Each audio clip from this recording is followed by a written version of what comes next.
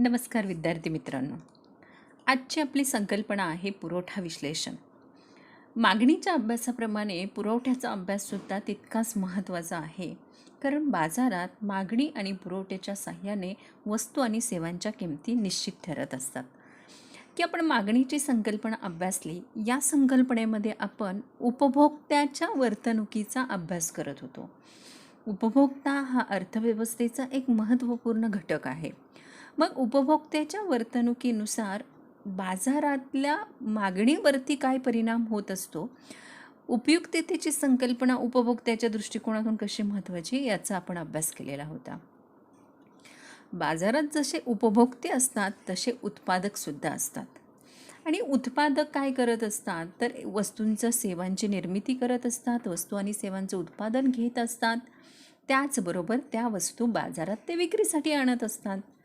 म्हणजेच उपभोक्त्यांच्या अभ्यासाबरोबर आपल्याला उत्पादकांचा अभ्याससुद्धा तितकाच महत्त्वाचा आहे. मग आजची आपली संकल्पना आहे की पुरवठा विश्लेषण. या संपूर्ण व्हिडिओमध्ये आपण अभ्यासणार आहोत की पुरवठा म्हणजे काय आहे, वैयक्तिक पुरवठा पत्रक, बाजार पुरवठा पत्रक, साठ्याची संकल्पना पुरवठ्यापेक्षा कशी वेगळी आहे, एकूण उत्पादन, या 5 संकल्पनांचा आपण अभ्यास करणार आहोत. आता पुरवठा म्हणजे काय आहे तर पुरवठा ही संकल्पना जी आहे ती पुरवठ्याद्वारे मागणी आणि किंमत, पुरवठा यातील संबंध स्पष्ट करते. म्हणजे पुरवठा असं सामान्य भाषेमध्ये आपण जर म्हटलं, पुरवठ्याची संकल्पना काय आहे तर कोणत्याही विशिष्ट किमतीला विक्रीसाठी उपलब्ध असलेल्या एकूण वस्तू आणि सेवांची संख्या म्हणजे पुरवठा होय. बघा, कोणत्या विशिष्ट किमतीला, म्हणजे या व्याख्येमध्ये आलेले कोणकोणते शब्द आहेत की जे पुरवठ्याच्या महत्त्वाचे आहेत. पुरवठा ही संकल्पना समजून घेण्यासाठी महत्त्वाची आहे. तर कोणत्याही विशिष्ट किमतीला विक्रीसाठी उपलब्ध असलेली एकूण वस्तू आणि सेवांची संख्या म्हणजे एकूण पुरवठा होय. तर एकूण वस्तू आणि सेवांची संख्या म्हणजे, विशिष्ट किंमत म्हणजे, तर ह्या सगळ्यांची मिळून पुरवठा संकल्पना तयार होत असते. पुरवठा संकल्पनेच्या अगोदर आपल्याला एक छोटीशी संकल्पना बघायची आहे, ती म्हणजे एकूण उत्पादन. बाजारात अनेक साऱ्या उत्पादक संस्था असतात, त्या वेगवेगळ्या वस्तू आणि सेवांचं उत्पादन करत असतात. तर मग अर्थशास्त्राच्या दृष्टिकोनातून एकूण उत्पादन ही संकल्पना काय आहे किंवा कशी आपल्याला ती समजावून घेता येईल. तर एकूण उत्पादन म्हणजे काय तर हे उत्पादन प्रक्रियेद्वारे केलं जातं. विशिष्ट कालावधीत अर्थव्यवस्थेत उत्पादित केलेल्या वस्तूंच्या नगसंख्येची एकूण बेरीज म्हणजे एकूण उत्पादन होय. नीट लक्ष देऊन ही व्याख्या बघा की विशिष्ट कालावधीत अर्थव्यवस्थेत उत्पादित केलेल्या वस्तूंची नगसंख्या म्हणजे एकूण उत्पादन होय. आता विशिष्ट कालावधीत उत्पादित केलेली नगसंख्या म्हणजे काय तर विशिष्ट कालावधी म्हणजे किती असू शकतो तर तो एका आर्थिक वर्षाचा असू शकतो. की भारतामध्ये जे आर्थिक वर्ष आपण बघतो त्या एका आर्थिक वर्षांमध्ये केलेल्या वस्तू आणि सेवांचे जे उत्पादन आहे त्याच्या नगसंख्येची, त्याच्या एकूण नगसंख्येची बेरीज म्हणजे एकूण उत्पादन होय. आता या नगसंख्येमध्ये आपण असं म्हणूया की एखादी उत्पादक पेढी एका वर्षामध्ये 10 लाख वस्तूंचं उत्पादन करते. म्हणजे 10 लाख वस्तू हे एकूण उत्पादन झालं. कालावधी किती सांगितला आहे आपण इथे, 1 वर्षाचा कालावधी सांगितला आहे. एका वर्षाच्या कालावधीमध्ये उत्पादित झालेल्या वस्तूंच्या नगसंख्येची बेरीज म्हणजे एकूण उत्पादन होय. मग उत्पादन म्हणजे काय आहे तर उत्पादन सोप्या भाषेमध्ये आपण असं सांगूया की कच्च्या मालाचं पक्क्या मालात रूपांतर करणं म्हणजे उत्पादन होय. किंवा आदानांचं प्रदानामध्ये रूपांतर करणं म्हणजे वस्तूमध्ये रूपांतर करणं म्हणजे उत्पादन होय. आणि उत्पादन जी प्रक्रिया आहे हे उत्पादन प्रक्रियेद्वारे वस्तू आणि सेवांची निर्मिती होत असते, त्या बाजारात विक्रीसाठी येत असतात.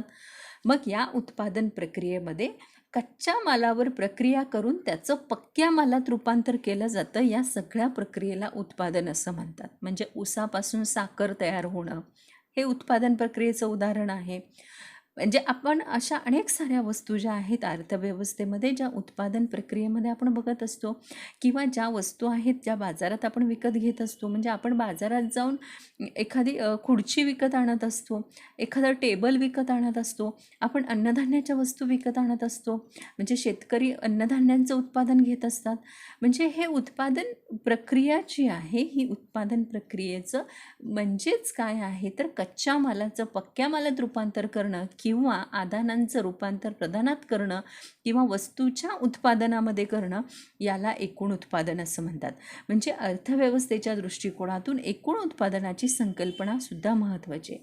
दुसरी संकल्पना आहे साठा संकल्पना. आता साठा संकल्पना ही काय आहे, तर साधे की विक्रेत्याकडे विक्रीसाठी उपलब्ध असलेली नगसंख्या म्हणजे साठा होय. बघा, विक्रेत्याकडं विक्रीसाठी उपलब्ध असलेली नगसंख्या म्हणजे साठा होय. उदाहरणार्थ आपण असं म्हणूया की पुरवठ्याचा स्रोत जो असतो तो साठा असतो. म्हणजे एखाद्या विक्रेत्यानं विक्रीसाठी आणून ठेवलेली वस्तू जी आहे, वस्तूंची नगसंख्या जी आहे, ती साठा असं म्हटलं जातं. म्हणजे विक्रीला जो बाजारात प्रत्यक्षपणे विक्रीला जो असतो तो पुरवठा असतो, आणि जो ज्याची साठवणूक केली जाते तो साठा असतो. मग बऱ्याच वेळेला आपण असं बघत असतो की अनेक विक्रेत्यांचं जो वस्तूंचे असतात त्या बऱ्याच वेळेला मोठमोठ्या गोडाऊनमध्ये त्या स्टोअर केल्या जात असतात. म्हणजे त्या विक्रीसाठीच असतात, परंतु त्यांची साठवणूक केली जाते. म्हणजे प्रत्यक्ष बाजारात त्या विक्रीला नेण्याच्या अगोदर विक्रीसाठी उपलब्ध असलेली नगसंख्या म्हणजे साठा ही संकल्पना आहे. आणि पुरवठ्याचा स्रोत काय असेल तर तो साठा आहे, कारण साठ्यातूनच पुरवठा केला जातो. म्हणजे साठ्यातूनच वस्तू बाजारात विक्रीसाठी आणल्या जातात. म्हणून इथे असं म्हणता येईल की साठा हा नेहमी पुरवठ्यापेक्षा जास्त असतो, कारण साठ्यातूनच वस्तूंचा पुरवठा केला जातो. म्हणजे पुरवठ्यापेक्षा साठा हा नेहमी जास्त असतो. त्याचबरोबर आणि तो स्थिर आणि अलवचिक असतो, की जितका वस्तू आहेत, बाबा 100 वस्तू गोडाऊनमध्ये आहेत, तर 100 वस्तू म्हणजे अलवचिक आहे आणि स्थिर आहे. म्हणजे साठ्याची संकल्पना तुम्हाला समजून घेताना ही काही वाक्य जी आहेत ही तुम्हाला लक्षात ठेवणं गरजेचं आहे. की साठा म्हणजे काय, तर विक्रीसाठी उपलब्ध असलेली वस्तूची नगसंख्या म्हणजे साठा आहे. म्हणजे गोडाऊनमध्ये एखादा विक्रेता विक्री करण्यासाठी वस्तूंची जी साठवणूक करत असतो त्याला साठा असं म्हणूया. हा साठ्यामधूनच पुरवठा केला जातो. म्हणजे आपण असं म्हणूया की साठ्याची जी संकल्पना आहे ती साठा म्हणजेच काय आहे की संभाव्य पुरवठा आहे. भविष्य कालावधीमध्ये याच साठ्यामधून बाजारात वस्तू विक्रीसाठी आणल्या जाणार आहेत. म्हणजे साठा ही संभाव्य पुरवठा संकल्पना आहे. आता जेव्हा आपण नाशवंत वस्तूंच्या बाबतीमध्ये बघतो आणि टिकाऊ वस्तूंच्या बाबतीमध्ये पुरवठ्याची लवचिकता कशी असेल बघा, की बऱ्याच वेळेला आपण नाशवंत वस्तूंचा पुरवठा आणि साठा हा समान असतो. नाशवंत वस्तू कोणत्या आहेत, तर दूध आहे, अंडी आहे, मांस आहे, ह्या वस्तू नाशवंत आहेत.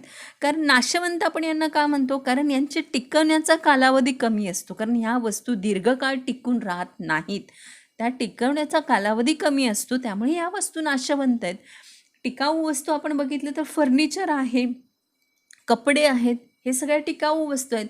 म्हणजे इथे नाशवंत वस्तूंचा साठा आणि पुरवठा समान असतो, पण टिकाऊ वस्तूंच्या बाबतीमध्ये त्यांचा साठा हा पुरवठ्यापेक्षा जास्त असतो. म्हणजे हा दोन्हीतला फरक लक्षात घ्या, की नाशवंत वस्तूच्या बाबतीमध्ये साठा आणि पुरवठा समान असतो, पण ज्या वस्तू टिकाऊ वस्तू आहेत, म्हणजे कपडे असतील, फर्निचर असतील, अशा वस्तूंचा साठा हा पुरवठ्यापेक्षा नेहमी जास्त असतो. साठा म्हणजे काय, तर विशिष्ट कालावधीत विक्रेत्याकडे विक्रीसाठी उपलब्ध असलेली एकूण नगसंख्या म्हणजे साठा होय. साठा हा संभाव्य पुरवठा असतो. साठा हा नेहमी पुरवठ्यापेक्षा जास्त असतो. नाशवंत वस्तूंच्या बाबतीमध्ये साठा समान असतो. दूध, मासे ह्या नाशवंत वस्तू आहेत. टिकाऊ वस्तूमध्ये मात्र फर्निचर, कपडे या वस्तूंच्या बाबतीमध्ये मात्र त्यांचा साठा हा पुरवठ्यापेक्षा जास्त असतो. तर अशी ही साठ्याची संकल्पना.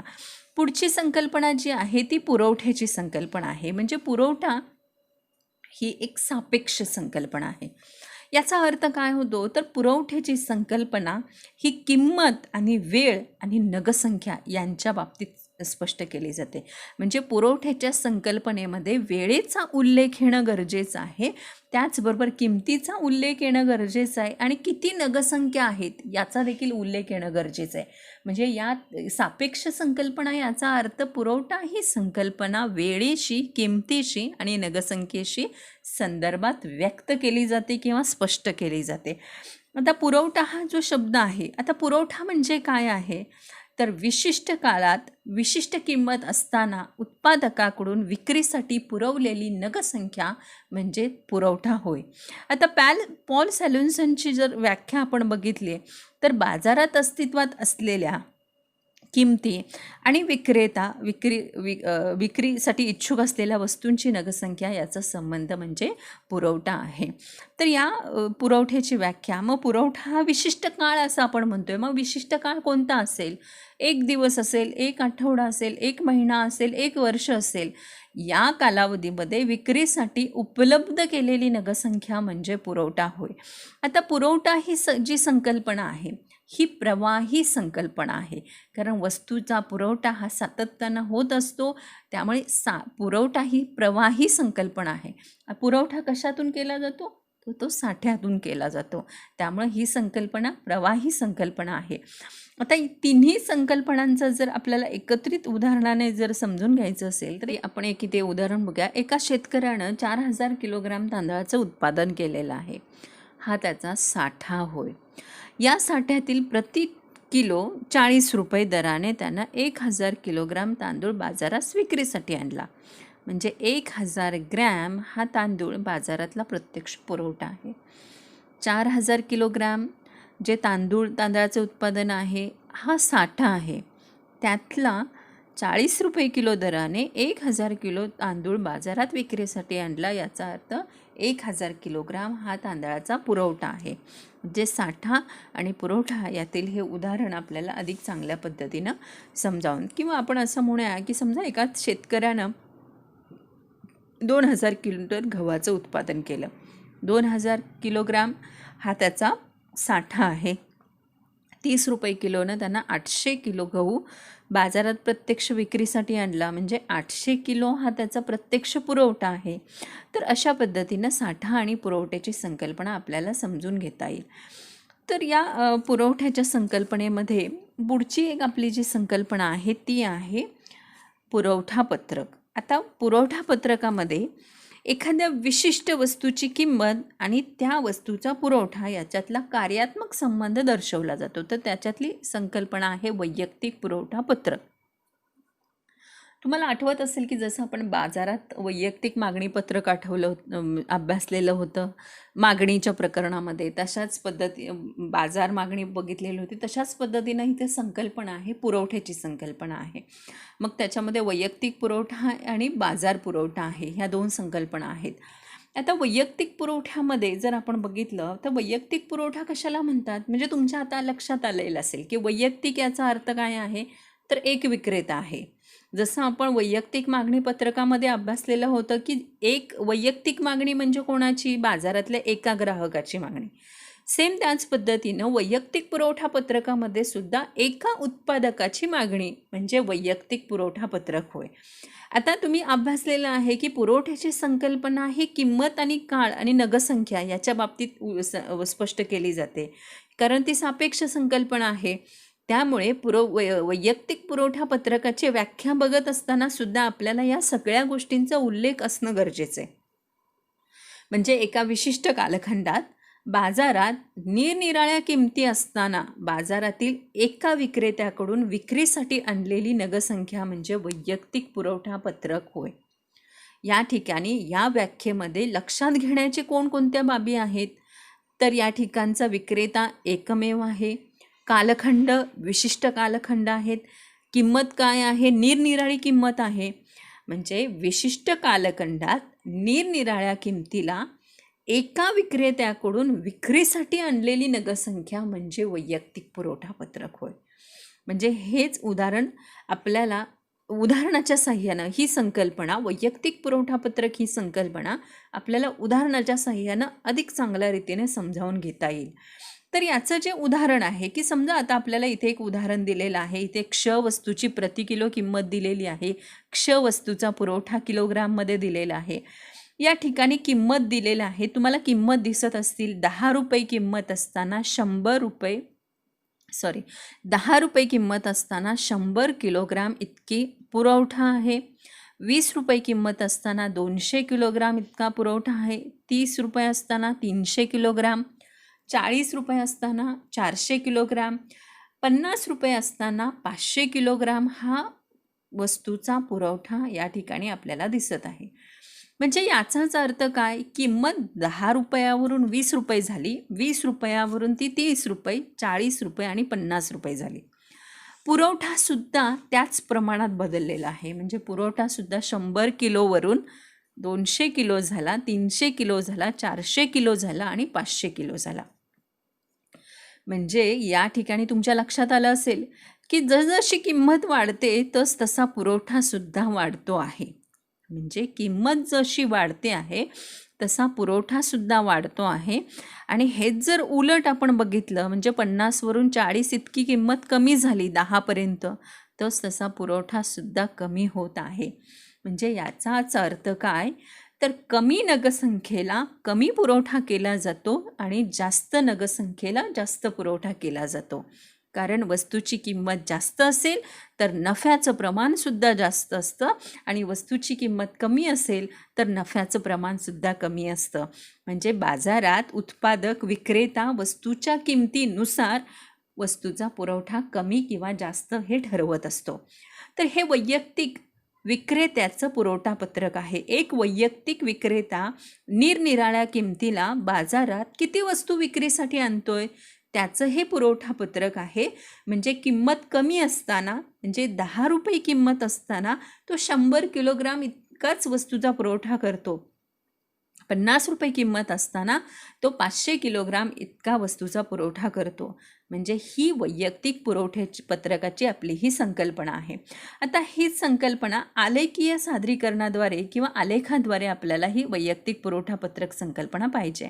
की या ठिकाणी आपल्याला किंमत दर्शवलेली आहे य अक्षावर आणि क्ष अक्षा दर्शवलेला आहे. प आणि प हा पुरवठापत्रक वक्र आहे.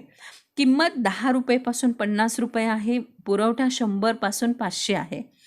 तुमच्या लक्षात आलं असेल की किंमत जसजशी वाढते आहे तसा पुरवठ्याचा वक्र वरच्या दिशेने जात आहे. म्हणजे एकूणच डावीकडून उजवीकडे वरती जाणारा हा पुरवठा वक्र आहे आणि किंमत आणि पुरवठा याच्यातला तो प्रत्यक्ष संबंध दर्शवतो. प्रत्यक्ष संबंध दर्शवतो म्हणजे समदिशेने बदलणारा. ज्या प्रमाणात किंमत बदलते त्याच प्रमाणात पुरवठासुद्धा बदलतो, त्याच समदिशेने पुरवठा बदलतो. म्हणजेच या उदाहरणावरून किंमत आणि पुरवठा याच्यातला कार्यात्मक संबंध स्पष्ट केलेला आहे की जास्त किमतीला जास्त पुरवठा आणि कमी किमतीला कमी पुरवठा. तर ही वैयक्तिक पुरवठापत्रक संकल्पना आहे. ओके, तुम्हाला समजली असेल ही वैयक्तिक पुरवठापत्रक. दुसरी आपली आहे बाजार पुरवठापत्रक. आता बाजार पुरवठापत्रकामध्ये इथे मात्र सर्व विक्रेते, पहिले जी महत्त्वाची गोष्ट लक्षात ठेवायची आहे ती सर्व विक्रेते. बाजार म्हणजे बाजारात जेवढे विक्रेते आहेत त्या सर्व विक्रेत्यांनी विशिष्ट कालावधीमध्ये विक्रीसाठी विविध किमतींना विक्रीसाठी आणलेल्या नगसंख्येचं पत्रक म्हणजे बाजार पुरवठापत्रक होय. म्हणजे निरनिराळ्या किमती असताना बाजारातल्या सर्व विक्रेत्यांनी विक्रीसाठी आणलेली नगसंख्या दर्शवणारं पत्रक म्हणजे बाजार पुरवठा पत्रक होय. या पत्रकामध्ये बाजारात सर्व विक्रेते वस्तू ज्या नगसंख्या विक्रीसाठी आणते त्याचा आपण या ठिकाणी उल्लेख करतो बाजार पुरवठ्यामध्ये. त्यानंतर ह्या ठिकाणी आपल्याला एक उदाहरण दिलेलं आहे की यात वस्तूची किंमत रुपयामध्ये आहे, वस्तूचा पुरवठा आहे आणि बाजार पुरवठा आहे. आता या ठिकाणी वस्तूची किंमत जर तुम्ही बघितली तर वस्तूच्या किमतीमध्ये 10, 20, 30, 40 आणि 50 इतकी ही किंमत आपल्याला इथे दिसते. त्यानुसार अ विक्रेता, ब विक्रेता आणि क विक्रेता आणि बाजारातला पुरवठा अ अधिक ब अधिक क म्हणजे सर्व विक्रेत्यांनी विक्रीसाठी आणलेली नगसंख्या. म्हणजे 10 रुपये किंमत असताना अ विक्रेता 100 नगसंख्या विक्रीला आणतो, ब विक्रेता 200 आणतो आणि क विक्रेता 300 आणतो. म्हणजेच 10 रुपये किमतीला 600 किलोग्राम इतका बाजारातली नगसंख्या विक्रीसाठी आणली गेलेली आहे. 50 रुपये किंमत असताना अ विक्रेत्यानं 500 किलोग्राम, ब विक्रेत्याने 600 किलोग्राम आणि क विक्रेत्याने 700 किलोग्राम म्हणजे एकूणच 1800 किलोग्राम नगसंख्या बाजारात विक्रीसाठी आणलेली आहे. म्हणजे 10 रुपये किंमत असताना 600 इतकं किलोग्राम नगसंख्या आहे. 50 रुपये किंमत असताना 800 इतकी नगसंख्या आहे. याचाच अर्थ बाजारात अधिक किमतीला अधिक पुरवठा आणि कमी किमतीला कमी पुरवठा.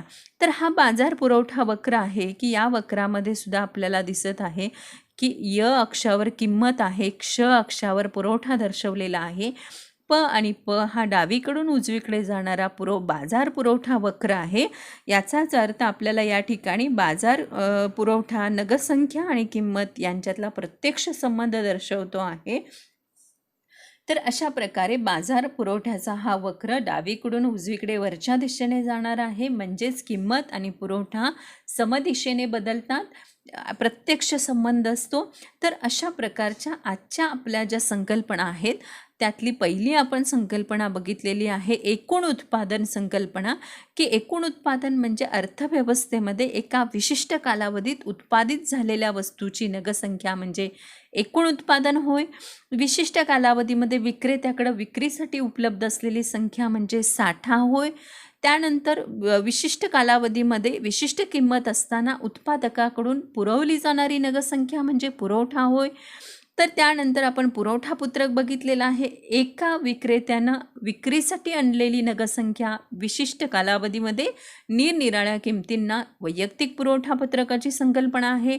त्यानंतर बाजार पुरवठा पत्रक आपण बघितले की सर्व विक्रेत्यांनी विक्रीसाठी आणलेल्या वस्तूची नगसंख्या म्हणजे बाजार पुरवठा पत्रक होय. तर अशा प्रकारे आपण पुरवठा विश्लेषणामधल्या ह्या बेसिक आणि मूलभूत संकल्पनांचा आपण अभ्यास केलेला आहे. आणि या संकल्पना तुम्हाला नक्कीच समजल्या असतील. आणि तुम्हाला हा व्हिडिओ आवडला तर लाईक करा आणि सबस्क्राईब करा. धन्यवाद.